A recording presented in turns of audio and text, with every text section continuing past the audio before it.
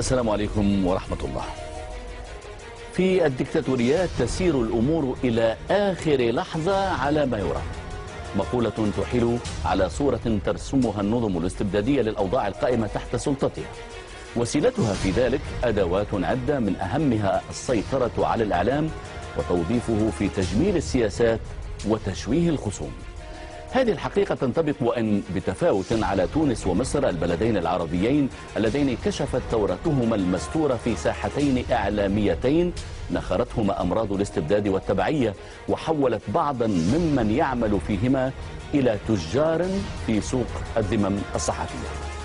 وعلى قدر فداحة الواقع الإعلامي المر، بدت الحاجة حيوية لثورة إعلامية تناسب ما حققه رجل الشارع البسيط في ثورته المدوية، وهو الهدف الذي يبقى منشودا في انتظار أن تضع معارك الاستقلالية الإعلامية أوزارها على النحو الذي يرجوه صناع الثورة في كل من تونس ومصر وغيرهما من البلدان العربية التواقة للحريات.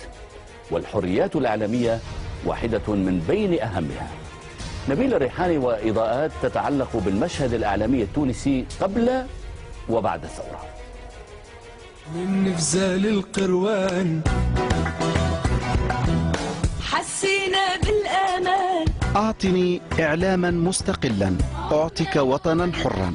معادلة لم تكن مثل هذه المواد المنتشرة في أغلب وسائل الإعلام التونسي زمن الرئيس المخلوع زين العابدين بن علي تعكسها في شيء. يا بو تونس لحنين يقولوا لك احنا فيه. زمن لما كان فيه سوى لتلميع صورة النظام والنيل من كل منتقديه، والنتيجة مرتبة متدنية في التقارير المعنية بحرية واستقلالية الصحافة، كذلك الذي وضعت فيه مراسلون بلا حدود تونس ضمن الدول الأسوأ في انتهاك الحريات الإعلامية. شو يا جماعة؟ احنا كل حول تونس ومصلحة تونس. عرفت البلاد تراكمات عديدة وأحداثا خطيرة لم تكن تجد طريقها إلى الإعلام التابع لقصر قرطاج برسميه وذلك الذي يدعي الاستقلالية.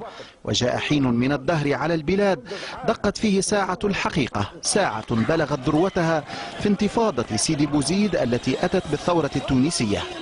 ثورة لم ينفض فيها الشباب التونسي يديه فقط من نظام بن علي، وإنما كذلك وبحسب بعض القراءات من أحزاب ومؤسسات ووجوه إعلامية، وجوه انبرت بحسب منتقديها وللمفارقة في نفس الآن تهاجم كل من تكفل بنقل الاحتجاجات السلمية للشارع التونسي في وجه السلطة. باش نرجع لكلام مدام سلوى، يقول لك هما يحاربوا في المشروع الحداثي نتاع تونس. اي نعم، يحاربوا في المشروع الحداثي نتاع تونس. الجزيرة كانت على رأس القائمة. هرب بن علي ودخلت تونس بعد ذلك مرحلة حبلى بالوعود. الإعلام الحر المستقل واحد من أهمها، غير أن التونسيين ووسط مخاوف متعاظمة من الثورة المضادة لم يستسيغوا بقاء دار لقمان في المجال الإعلامي على حالها. نفس الوجوه التي كانت تبكي هياما لبن علي. لكن أحسن دخلة نحب نقولها اليوم هو الشكر للسيد الرئيس، اللي أنا واحد بالله صعب تو 64 سنة حس روحي كاني تولدت من جديد. أحسن دخلة هو الشكر للسيد الرئيس. بحكينا معك مصطفى. تستمر على رأس عملها، والأقلام التي طالما سفهت أحلام التونسيين في ديمقراطية حقيقية تشرف إلى يوم الناس على جرائد وإذاعات وقنوات تلفزية، على حد قول من ينتقد كل هؤلاء.